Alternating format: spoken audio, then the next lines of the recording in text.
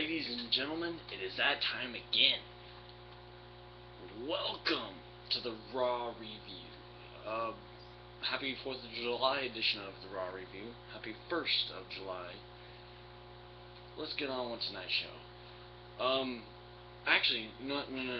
I said I didn't know who the Money in the Bank participants are for the World Heavyweight Championship Money in the Bank ladder match, but on SmackDown they revealed it.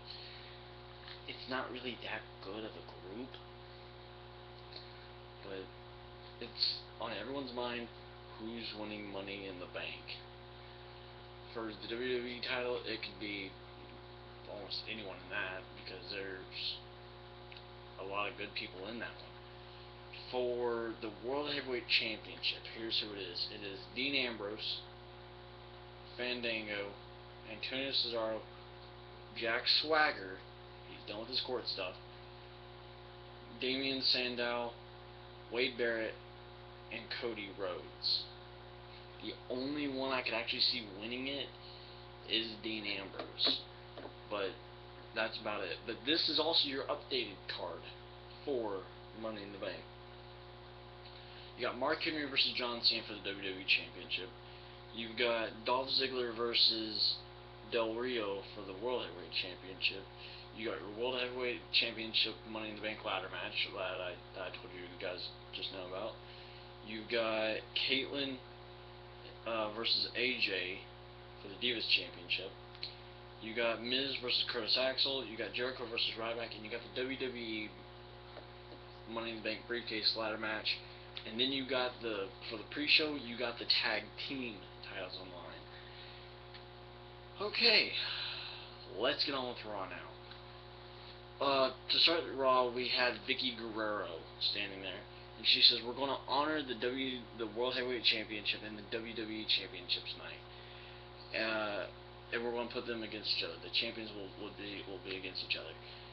Now, all night long they would show you some of the greatest World Heavyweight Champions and some of the greatest WWE Champions of all time, like Triple H and Stone Cold Steve Austin, The Rock, John Cena, HBK. Some of these guys weren't in there, like The Undertaker. He should have been in there. Sting was in there. Ric Flair was in there. Bob Backlund, Bruno Sammartino. Some of these guys who probably our grandparents watched were in there. But you had Daniel Bryan start out Monday Night Raw, and after they showed Daniel Bryan kind of coming down to the ring, they showed the announce table. Now I got a question for you. Did someone steal the top of their announce table, or did they lose it, or what happened?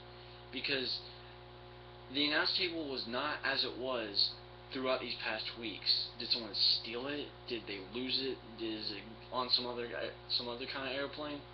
What happened? Did the transport truck not know how to get to the arena?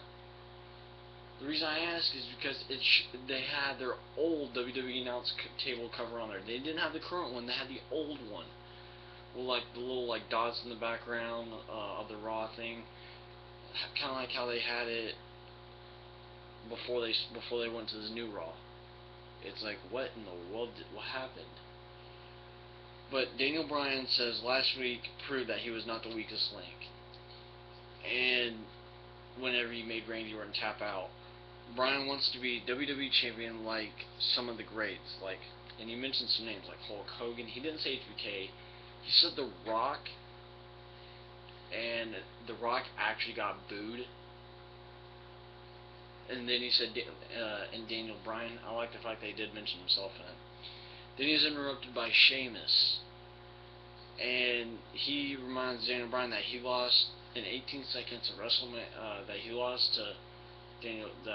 Daniel Bryan lost to Sheamus in 18 seconds at WrestleMania for his World Heavyweight Championship, first match at WrestleMania 22. And one thing Daniel Bryan said was he actually mentioned that whole 1-800-FELLA. He says, "If I call 1-800-FELLA, can I have you come in and bro kick yourself in the face?" Daniel Bryan is doing a really good job. Orton comes out and says that he hasn't been champ in nearly 2 years, which that's true. Last time he was champ was around the same time Christian was champ. Because if you remember the whole rivalry they had, where when Christian spit in Randy Orton's face, and Randy Orton intentionally got himself disqualified at Money in the Bank. It was at Money in the Bank. And if Randy Orton got himself intentionally disqualified, that Christian would be the new World Heavyweight Champion, and he got himself intentionally disqualified, so then Christian became champion.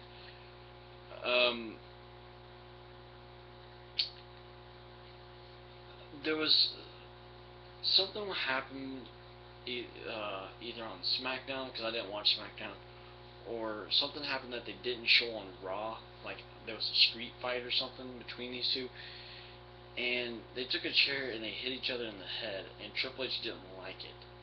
So he fined both Randy Orton and Daniel Bryan. And Randy Orton actually tweeted back saying that it wasn't enough. That wasn't enough chair shots or enough money, something. He just said it wasn't enough. But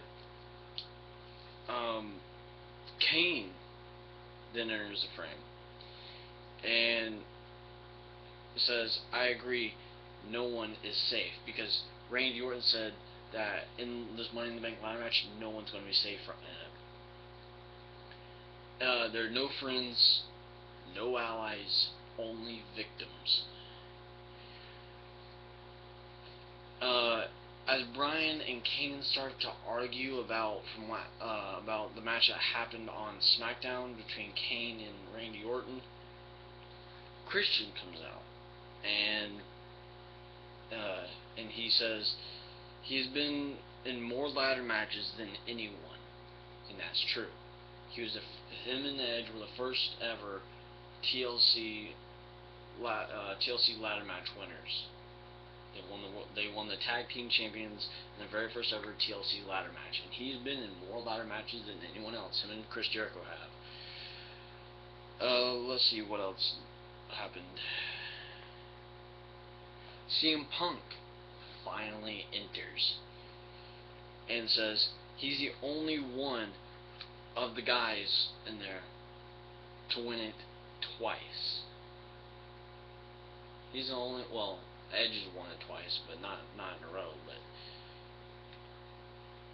But he says he's the only guy to win it twice, and he's going to make it a third. Now, here's something that's going to be interesting for you. One, WWE has already been planning for the Royal Rumble and WrestleMania, and Paul Heyman kind of dropped what WWE is planning for Royal Rumble and WrestleMania.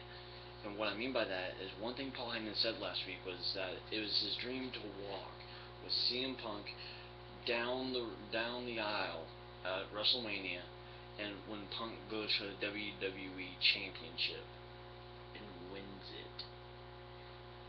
When he said that last week, WWE thought we could have Punk win the Royal Rumble, go to WrestleMania 30, win the WWE title, because they want Punk to main event WrestleMania, because it didn't happen at WrestleMania 28, and it didn't happen at WrestleMania 29, but they want Punk to main event a WrestleMania. If you look in the past WrestleManias that Punk has been in, he's never done it, and they want him to do it, and they figured this is the best way for him to do it, is to have him win the Royal Rumble, go and win the WWE title at WrestleMania. That's the best way to do it, and I agree.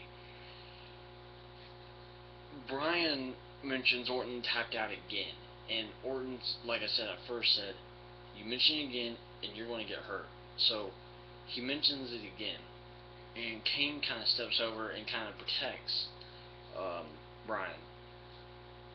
When that happens, Daniel Bryan says, I don't need your protection, and they start arguing again, and then Orton spins Kane around and then RKO's him, and everyone kind of leaves the ring. All the guys for the Money in the Bank ladder match were there except for one, and that man is none other than Rob Van Dam. Now, before I do talk about this next part, I do want to mention I might be getting a new computer soon, and I might be changing this again. If what I have planned for this week doesn't plan out as the way I want it to, then it probably will happen. So look forward to that. I'll try to do something better than the way I revealed this one. But trust me, it will be phenomenal. Okay? As Randy Orton's RKOs, everyone just kind of scatters and goes their own way. The first match we had of the night was a 6-man tag match. And it was The Shield versus Christian and the Usos. They mentioned the Money in the Bank pre-show before this match, and at one point the Shield, Dean Ambrose exited the ring. He rolled out of the ring, and then the other two Shield members, the tag team champions, went by his side and kind of was checking on him. When that happened, the Usos did their little suicide dive out, and then Christian does his own to Dean Ambrose. And this actually had a pretty good ending to it. The match ended when Roman Reigns, he was going to do a belly-to-belly suplex, but one of the Usos, I can't tell them apart. One of the Usos grabs the ropes and they belly-bellies him and one of the Usos over and out the ring. Christian tries to do that whole little springboard thing where he runs up the turnbuckle and then kind of springboards off and does a little like sunset flip, but that didn't happen because Seth Rollins actually goes up there and does a guillotine to Christian, which knocks him off and kind of staggers him, and then Dean Ambrose gets a roll up and gets the 1-2-3 for his team, which was pretty good. It was a pretty good ending. Now, this next part was even better. Kane was seen backstage, and he was mad. He was livid because of what happened earlier and what happened on SmackDown. What happened on SmackDown was that Kane says that Daniel Bryan cost him his match on SmackDown against Randy Orton.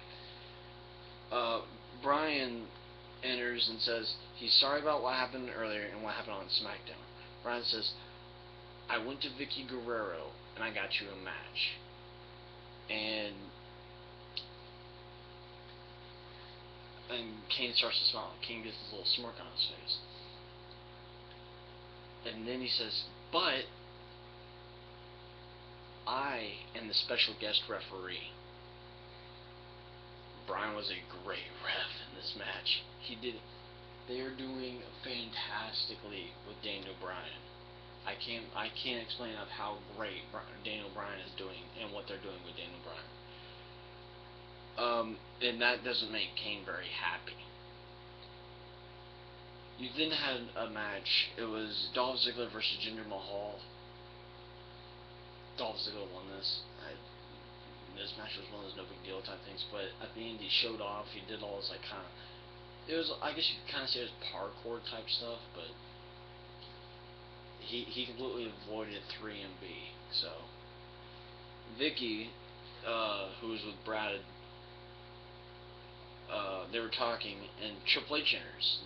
They're still doing the whole McMahon thing, the whole Triple H enters, then on a later segment Vince McMahon enters, then on a later segment Stephanie McMahon enters, and that's what they did tonight. They did that again. Triple H enters first and says, I love your matches. You got tonight. I love the matches you got tonight, Vicky.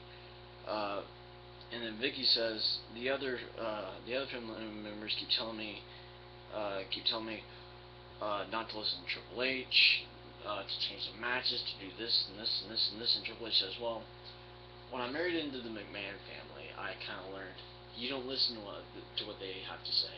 You listen to what I have to say. That way you can keep doing what you're doing and you can get it done.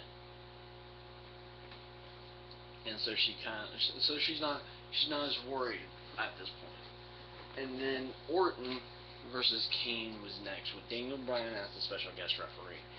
Now, as Orton does his mounted punches, Daniel Bryan's started counting them off, and Bryan realizes that's too many punches, so he pulls Orton down, and he says, you need to stop it. And Orton shoves Daniel Bryan kind of away. Bryan disqualifies Orton, and then Kane got mad and said, restart the match. I don't want it to end in a DQ. So basically, it then turned into a no DQ match. Well, he restarted the match, and let's see here. Oh, after Orton did the whole rope DDT thing, Randy Orton was going to go for the RKO. He was doing his whole little temper tantrum thing for the RKO, and Bryan steps in between Kane and Orton, and Orton didn't like it. So Kane gets up, big boots Orton, and Daniel Bryan does a fast count. 1, 2, 3.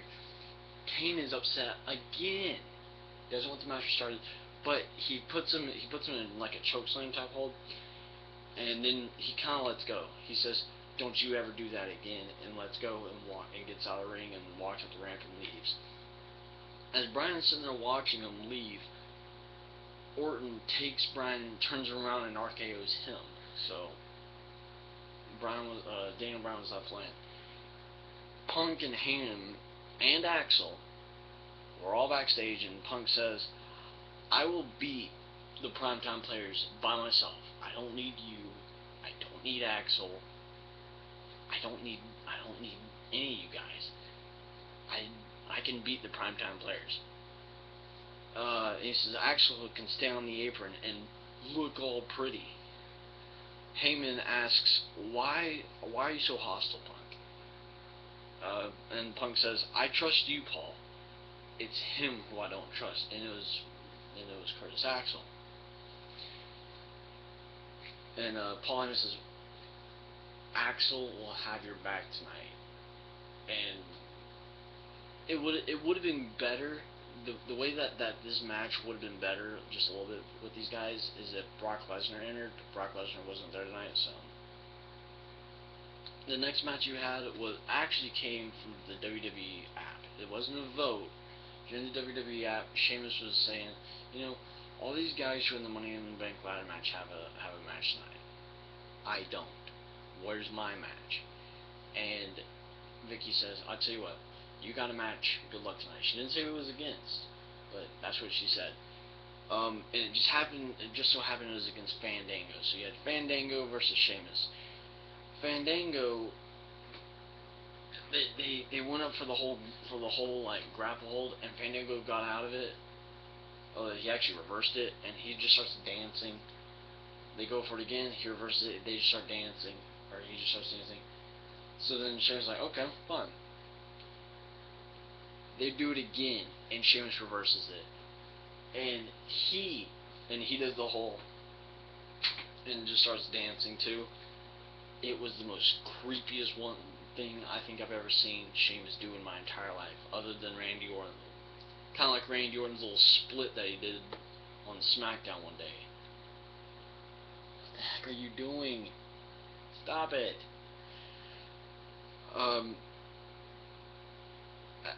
How this match ended was Fandango was about to be brogue kicked, and he rolls out of the ring and just kind of walks out. He gets counted out, so Sheamus won this.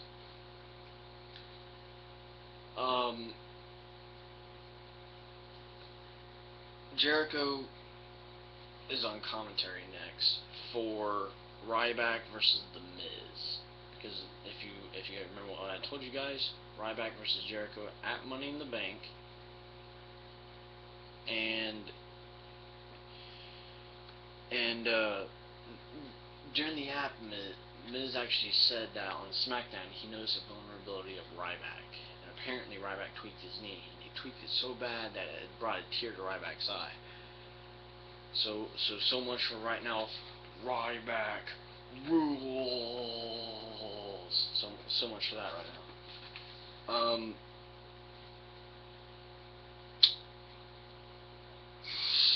Ryback was getting his leg worked on quite a bit in this match, but after the maybe first attack, Ryback started dominating, and after Miz starts completely working on it a lot, like in the corner, if you're watching the TV in the bottom left-hand corner,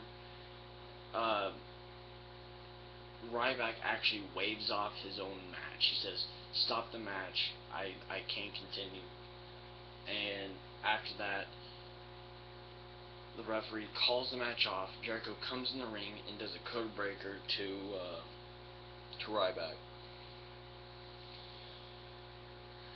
Mark Henry then does a promo for the WWE title, and he's got this cool new looking shirt that I kind of like.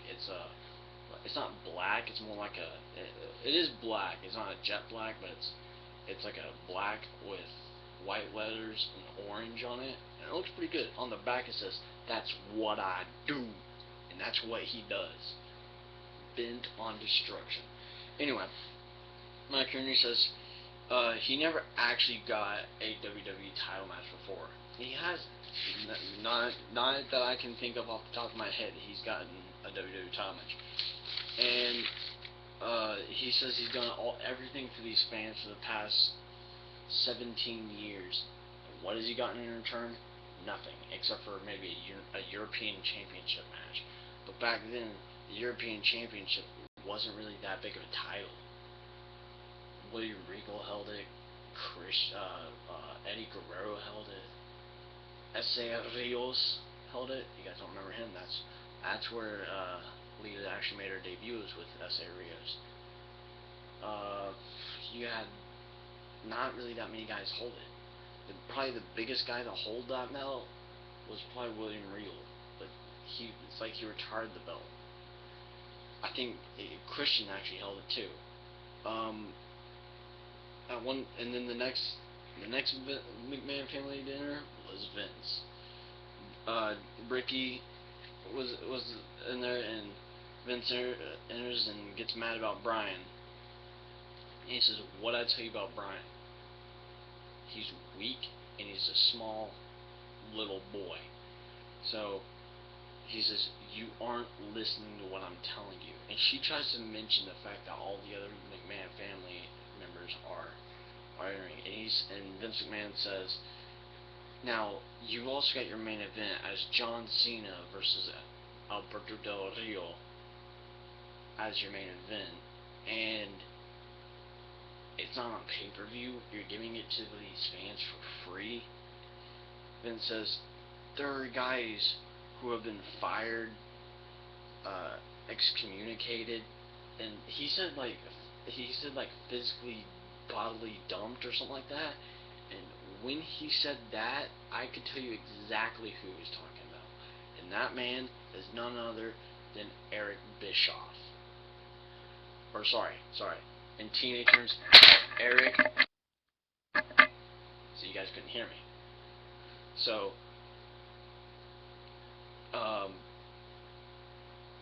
he said, because if you remember correctly, back when Eric Bischoff was the GM, how he got rid of him as GM was after SummerSlam, after John Cena retained his WWE Championship against Jericho, because Jericho was then heel, and he was basically with Bischoff. He said that he bet that Jericho would win. He lost the bet, and at the end of that Raw, Cena takes Bischoff, puts him in the back of a dumpster, closes the dumpster truck, and the dumpster truck drives off. TNA tried to do something like that, but theirs was more with a porta potty and poop everywhere. So, and apparently in TNA we can't say Eric Bischoff.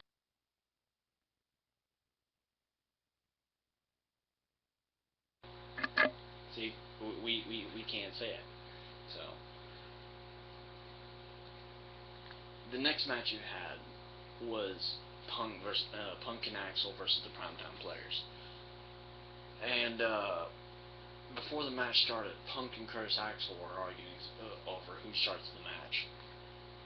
And Punk decided, "I'm starting this thing out." So as the bell rings, Punk is ready. He's about to go, and Curtis Axel tagged himself in. Axel was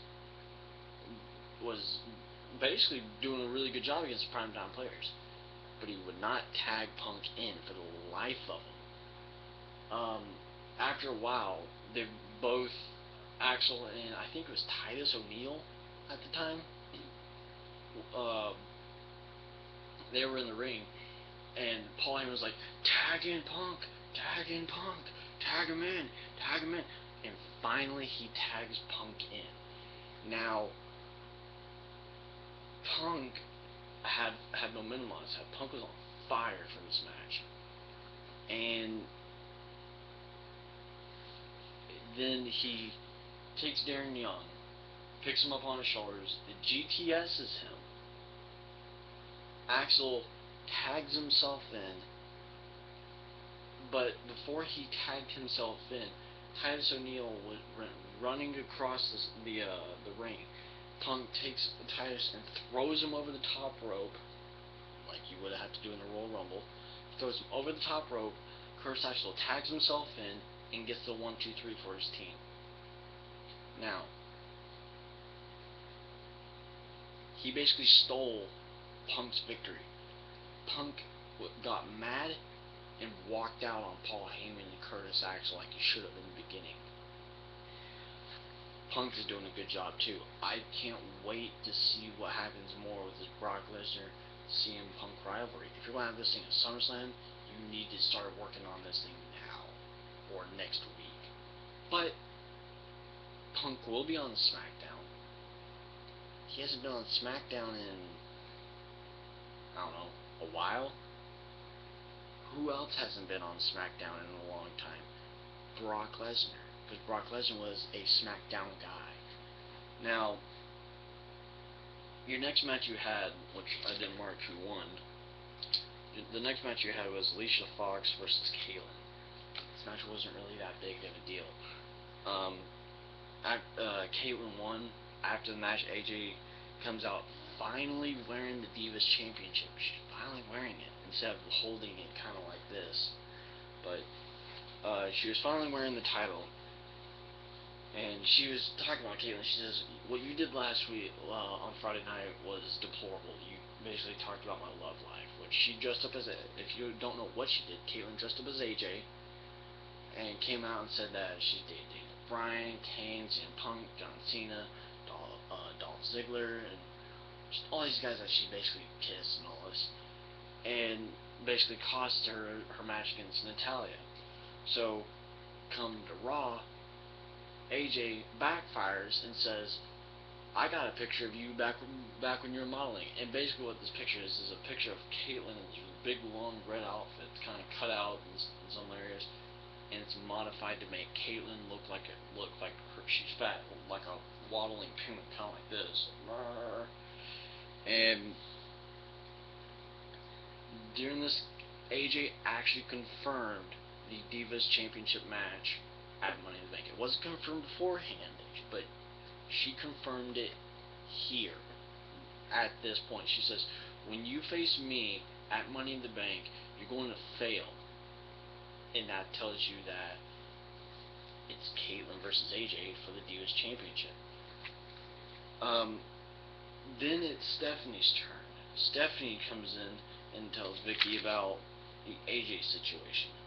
And she says, you didn't even mention the WWE Money in the Bank competitors. Why not?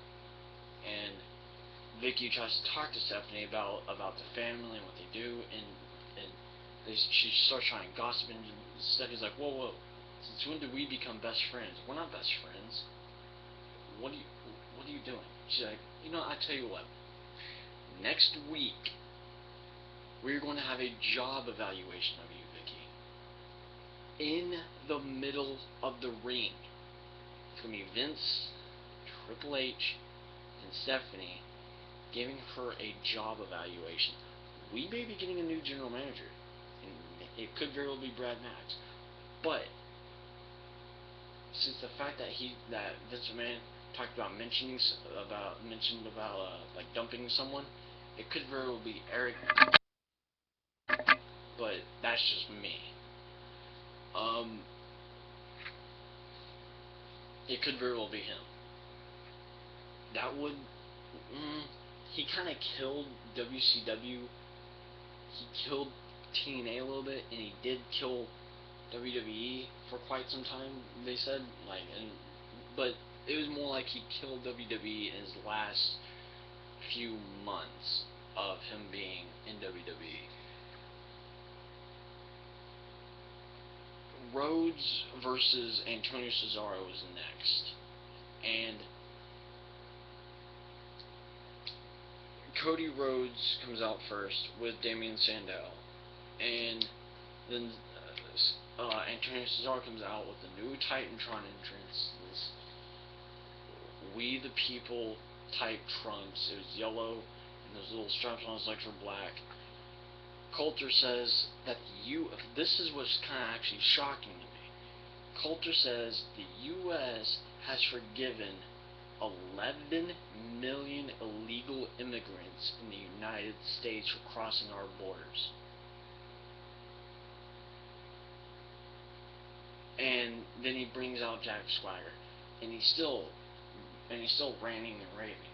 At the end, after he talks about all the Mexicans and all this and all this, him and Antonio Cesaro perfectly in synchronization together do the whole we the people. And trust me, I was sitting here doing it too. The stuff that Zeb Coulter's dropping, we the people. The place where I work, we the people. I say we the people almost every day now. But after the match, after Cody Rhodes lost due to the neutralizer, after the match, Sandow comes in the ring and he looks frustrated. Because if you notice, the Rhodes Scholars have not been doing very good. You had Cody Rhodes basically push Sandow last week. The week before that, Cody Rhodes got bro kicked. Last week, Cody Rhodes still got bro kicked after pushing Sandow out of his way. The Dublin Street Fight, where was Cody Rhodes? And it seems like that the Team Rhodes Scholars are officially starting to break up. So far for the World Heavyweight Championship Money in the Bank ladder match, I'm not picking any of the Rhodes Scholars at this point. Jack Swagger, I'm not picking him either. Antonio Cesaro, after the whole boring thing, not him either. So that leaves Wade Barrett, Dean Ambrose, and who else was there? Wade Barrett, Dean Ambrose, and Fandango.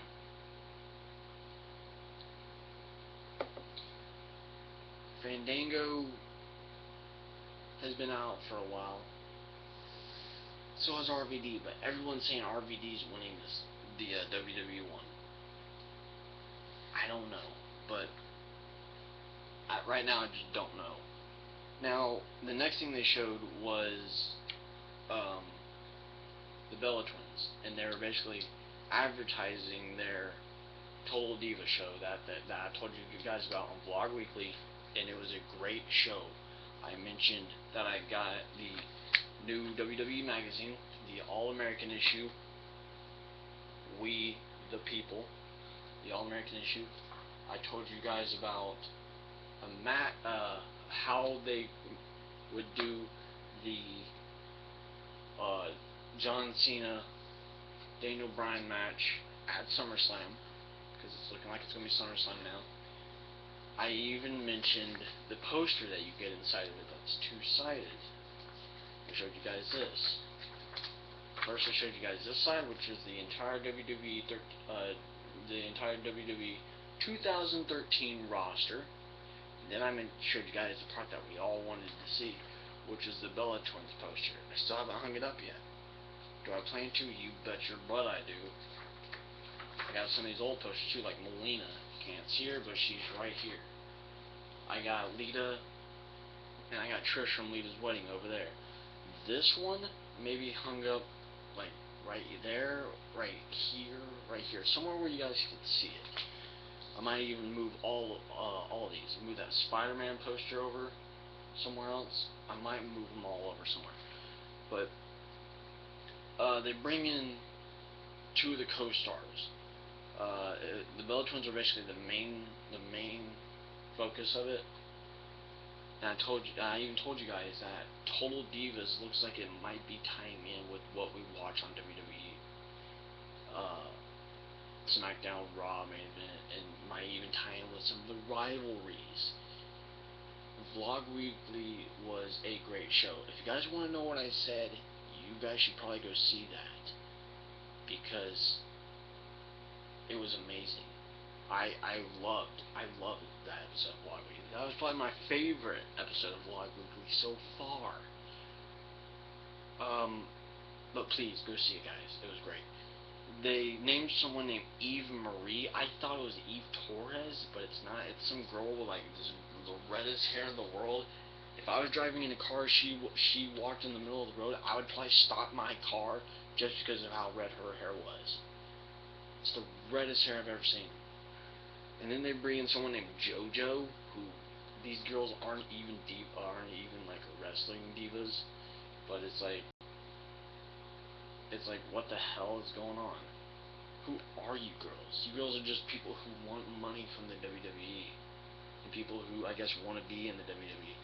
Now, here's something else that WWE does. How you know that when WWE is going to be bringing in a new star to the actual WWE roster is if a guy who has a title loses his title in NXT, like Big E Langston was actually the NXT champion. Who did he beat? He beat the first NXT champion, Seth Rollins. Seth Rollins lost his title, and guess what happened? The Shield came about. Well, while Big E Langston was the NXT champion, he lost it to Bo Dallas. Bo Dallas he's on the poster, but we don't see him at all. The Wyatt family. Bray Wyatt. Who is Bray Wyatt? Let's talk about him real quick. Who is Bray Wyatt? Bray Wyatt has been in the WWE before. He was in NXT before.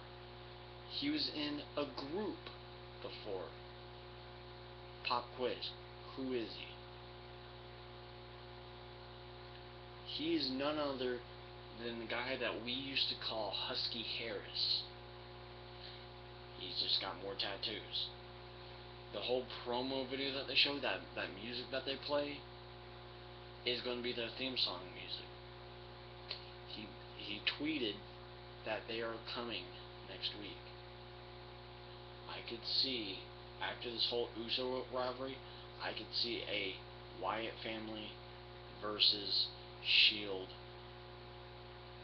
rivalry for the titles. They're coming next week. They lost their titles recently. Their NXT tag team titles. To like Cassius Ohno or some other guy. I don't know. I don't watch NXT. But let's pay attention now, because the current the current NXT Divas champion is Paige. I think she beat Summer Rae, actually. She beat someone to become the first NXT Women's Champion. When she loses it, I'm willing to bet over the next couple of weeks after that, maybe the next 2 or 3 weeks after that, I'm willing to bet that she's probably going to debut in the WWE sometime before the next pay-per-view. But let's get on with the next match. Actually, no, we're not even done talking about the Total Divas. They mentioned JoJo, and Natalya and the Funkadactyls came out, and the whole thing that the segment was for, was to promote Total Divas, which is coming July 29th. It's coming in 27 days. There are some guys who are actually saying that they'll watch the show. Jimbo. Sorry, I sneezed there. But I can understand why people are going to watch the show, because of WWE references. Heck, I might even watch it just because of the whole tie-in with WWE. And at one point tonight, Stephanie did drop that Natalya is officially married to Tyson Kidd. She dropped it on Twitter. it's true. They've actually been married longer than what is going to be portrayed in Total Diva. They've been married now for maybe 2-3 months now, maybe a little bit longer. And then you had your main event, which was Alberto Del Rio with no Ricardo Rodriguez now, because Ricardo Rodriguez was injured from the Fiesta del Rio on SmackDown, because Dolph Ziggler comes out, and at one point, Rodriguez goes on the top rope. Ziggler takes him and throws him off, and it looked like his head went through the table, and it could have hurt his neck, but he also got smashed by a guitar. This match was okay. When John Cena locked in the STFU on Del Rio, Mark Henry walks down for a distraction. And then Ziggler comes out for the distraction for Alberto Del Rio. And when he does that, he goes actually on the top turnbuckle. Del Rio kind of turns and sees him as he's about to do the cross arm breaker. Cena basically rolls out and puts him in the AA. Does the AA and gets the 1, 2, 3. Now, I smell something. I smell something coming up next week. I smell a tag team match next week. Who's going to be in this tag team match? John Cena is probably going to team up with Dolph Ziggler to take on Mark Henry and Alberto Del Rio. I could see that happening next week because of how this match went down. At the end, they showed the Wyatt family promo again about how they're coming. They even mentioned that Bray Wyatt tweeted that they're going to debut next week in Baltimore, Maryland. I even mentioned where they're going to be. But yeah, that is it for Raw. Please go watch Vlog Weekly. I had to think of the name of it there for a second. Go watch Vlog Weekly, see what I had to say, see what I talked about. I even talked about SummerSlam. I told you guys a great deal about SummerSlam. I showed you guys the Money in the Bank poster. I even discussed the SummerSlam poster. I would show it to you guys, but I can't find it right now. Thanks to AJ, we got it early. But like I said, ladies and gentlemen, thank you for tuning in to this edition of the Raw Review. I will see you guys for Vlog Weekly if anything comes up, like last week. I won't see you guys for SmackDown. I'll try to watch SmackDown one day, and then talk to you guys about it. But I'm off Tuesday, so I might watch SmackDown. I can't watch Friday Night SmackDown really. Next time I'm off, I'll watch SmackDown and I'll do this. That's how I'll do SmackDown from now on, because I need to start doing SmackDown. But like I said, thank you, ladies and gentlemen. I brought you guys a 43-minute video, past 43. I will see you guys later.